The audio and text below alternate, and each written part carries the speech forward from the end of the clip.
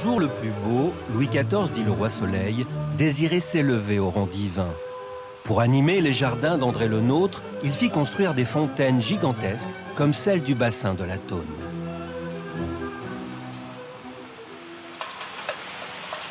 Chaque printemps annonce l'accès à certains bosquets jusqu'alors fermés au public, annonce aussi la venue de l'eau. Pour ce faire, 9 fontainiers sont nécessaires, l'ouverture des vannes se faisant toujours manuellement.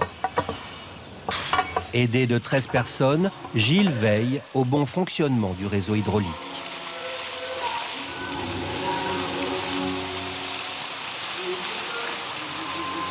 Chaque sculpture se rapporte à la mythologie. Le géant de la fontaine de Lancelade évoque la chute des Titans. Les grandes eaux sont faites pour montrer l'apogée du réseau hydraulique en 1715, quand le roi avait enfin fini ses travaux de construction du réseau.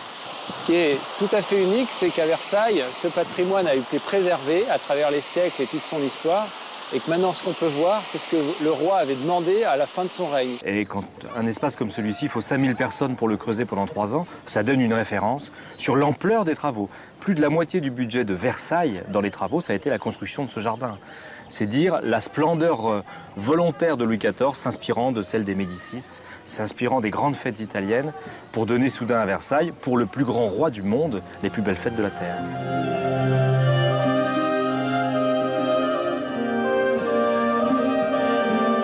Un peu partout, les musiques de Rameau, Lully ou Charpentier accompagnent ce spectacle royal.